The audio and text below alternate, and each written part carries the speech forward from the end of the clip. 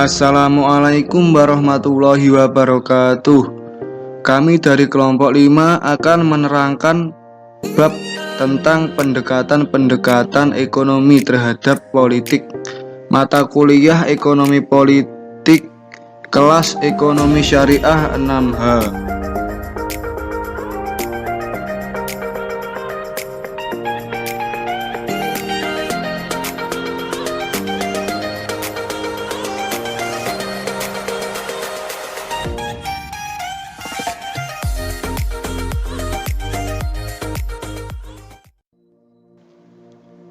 Perkenalkan nama anggota kelompok kami. Yang pertama Risnasari Rizky, yang kedua Gusalina Karisma Dewi, yang ketiga Anggi Veliasari, dan yang keempat Ahmad Zainul Muzakhi.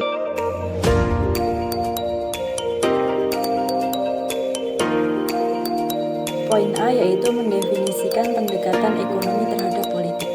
Inti dari pendekatan ekonomi terhadap politik adalah konsep pilihan rasional dan juga konsep efisiensi. Pendekatan ekonomi adalah konsep kegunaan subjektif atau upaya memenuhi kepentingan pribadi secara rasional, biaya dan kelangkaan, analisis marginal, ekuilibrium parsial, dan ekuilibrium umum, dan efisiensi alokasi. Konsep ini dapat disatukan menjadi sebuah kerangka yang koheren sampai pada batas waktu tertentu. Pilihan itu harus dibuat oleh individu karena adanya kelangkaan sumber daya. Ketika individu membuat pilihan, maka individu harus menanggung biaya, yaitu paling tidak biaya peluang, biaya kerugian, atau dalam bentuk peluang lain yang tidak jadi diambil. Selanjutnya, rasionalitas. Kegunaan dan efisiensi juga memiliki hubungan erat dalam artian bahwa keinginan untuk mendapatkan kegunaan dapat mendorong individu untuk melakukan tindakan secara rasional, di mana efisiensi berperan sebagai tolak ukur untuk menentukan sampai sejauh mana individu telah berhasil mencapai tujuannya. Jika seorang individu bertindak secara rasional dalam artian ekonomi, maka itu sama artinya bahwa dia berhasil mendapatkan apa yang dia inginkan. Sebatas itu dimungkinkan oleh batasan yang ada dalam situasi itu.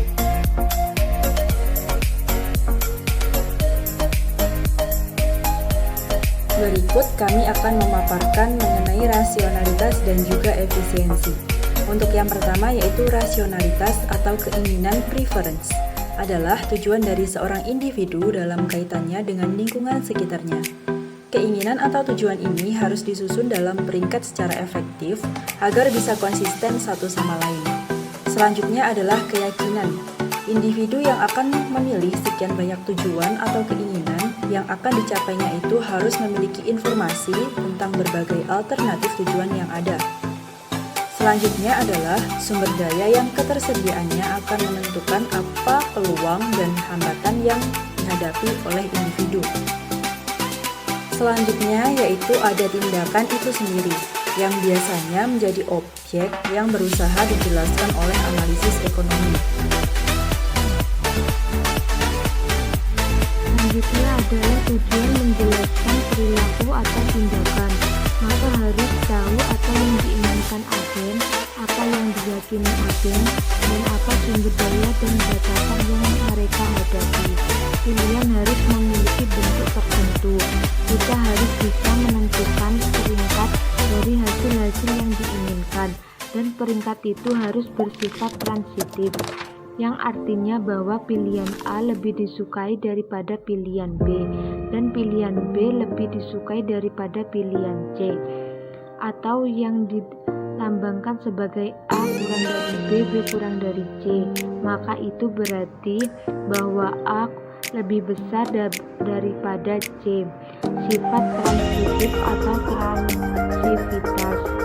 Komponen yang kedua dari skema pilihan rasional adalah keyakinan. Seperti yang dikatakan Amster, agar seseorang tahu apa yang akan ia lakukan, pertama-tama ia harus tahu apa yang ia yakini tentang masalah-masalah yang relevan. Karena sebuah teori pilihan rasional harus dilengkapi dengan teori keyakinan rasional. Komponen yang ketiga dari paradigma pilihan rasional adalah sumber daya dan batasan. Kadang-kadang dua komponen ini tidak dimasukkan sebagai bagian dari teori pilihan rasional, dengan alasan bahwa dua komponen ini sudah secara intrinsik termasuk di dalam pilihan. Komponen yang terakhir adalah tindakan itu sendiri, yaitu perilaku yang dilakukan pelaku dapat diobservasi serta bisa menunjukkan apa pilihan yang telah dibuat oleh pelaku. Tujuan dari teori pilihan rasional adalah menjelaskan tindakan atau pilihan yang sudah diambil.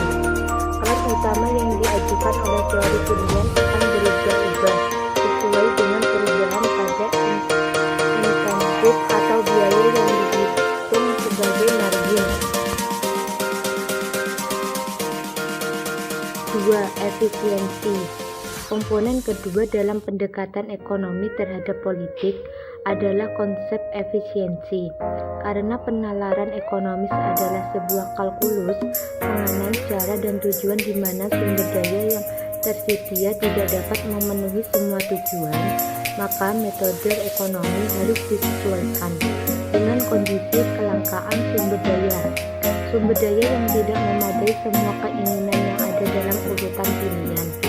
Maka ide efisiensi itu sendiri memiliki hubungan dengan cara menggunakan terhadap sumber daya.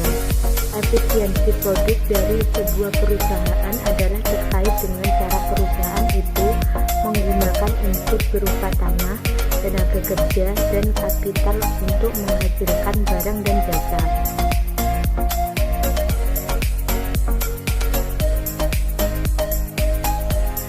B. Penerapan dari pendekatan-pendekatan ekonomi terhadap politik. Yang pertama, teori pilihan publik. Pada level yang paling umum, teori pilihan publik menerapkan metode-metode ekonomi terhadap politik. Seperti yang dikatakan Bucana, teori pilihan publik menggunakan sarana dan metode yang telah dikembangkan sampai plasmapi analitis yang canggih dalam teori ekonomi untuk diterapkan dalam sektor politik pemerintah, terhadap ilmu politik atau terhadap ekonomi publik. Sekalipun definisi ini tampak sederhana, namun pendekatan metode ekonomi ke dalam bidang politik menimbulkan beberapa masalah. Masalah yang terjadi karena kesulitan dalam mengagregasikan pilihan-pilihan individu menjadi satu dampak kolektif atau publik, dan ditambah dengan kesulitan di dalam mengordinasikan kepentingan dan keputusan individu untuk mencapai tujuan kolektif, dan kesulitan yang diakibatkan karena kesaling tergantungan antara keputusan individu yang satu dengan yang lain.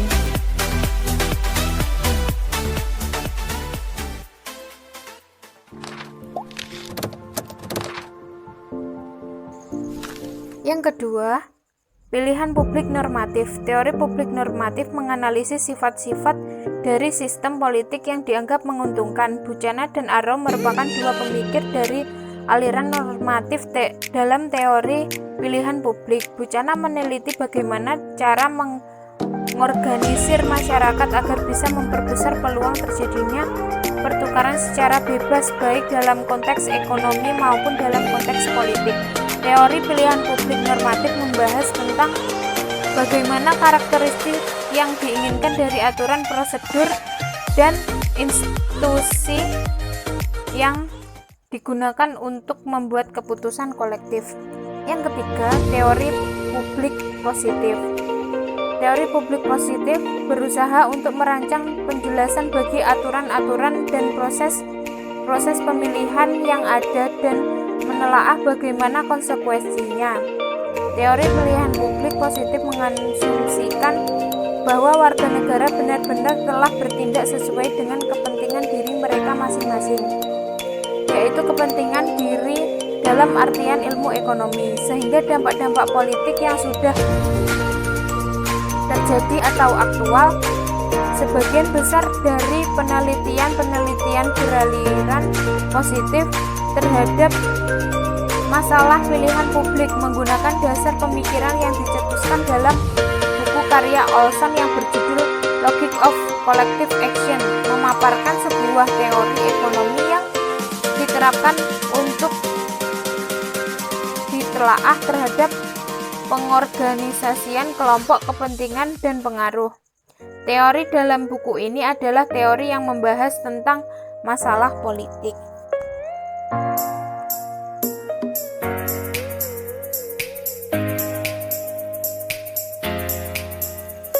Yang C, analisis ekonomi terhadap kebijakan.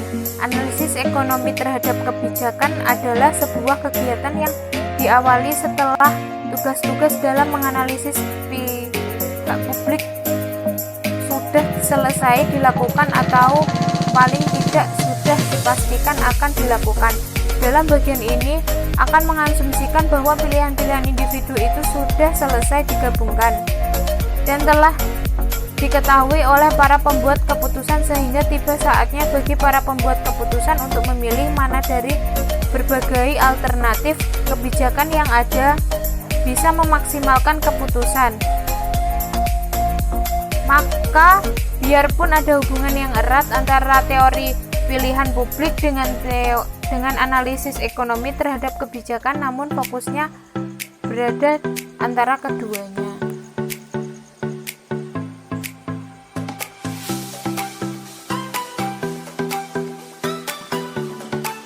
Analisis ekonomi terhadap kebijakan memberikan fokus terhadap individu dalam artian ontologis dan teoritis.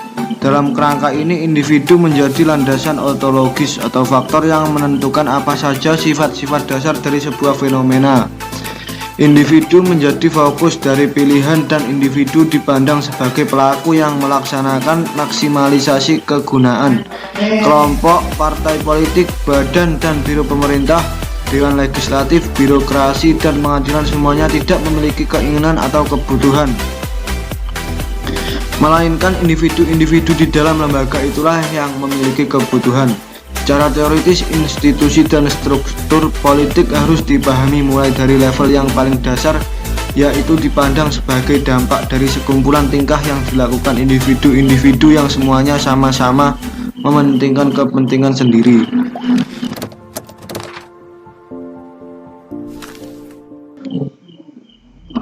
D. Analisis ekonomi terhadap institusi. Pertama, dimulai dari definisi.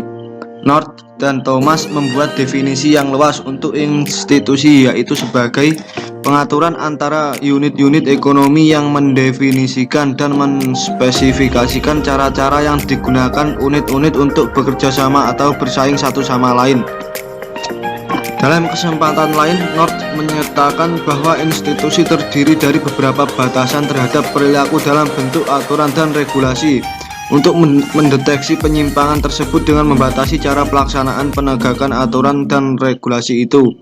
Analisis ekonomi terhadap institusi memfokuskan pada cara-cara bagaimana institusi bisa menumpuk perilaku instrumental atau perilaku untuk mencapai tujuan tertentu yang kooperatif dan memberikan landasan organisasional bagi produksi dan pertukaran.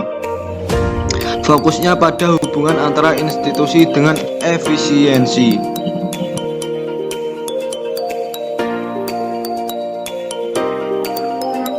Teori ekonomi neoklasik dulunya mengabaikan masalah institusi. Kalaupun institusi diperhitungkan, institusi diberlakukan sebagai faktor konstan yang tidak berperan aktif dalam menjelaskan kegiatan alokasi. Teori institusi yang endogen dapat dilihat pada penelitian yang dilakukan North dan Thomas. Pada tahun 1973, sedangkan North 1978, 1981, 1984, dan Levy 1988 dan Basu, Jones dan South 1987. Bagi North dan peneliti lain yang sepaham dengan North, faktor yang mempengaruhi perubahan institusional memiliki hubungan dengan potensi keuntungan yang bisa didapatkan dari inovasi, produksi, dan pertukaran.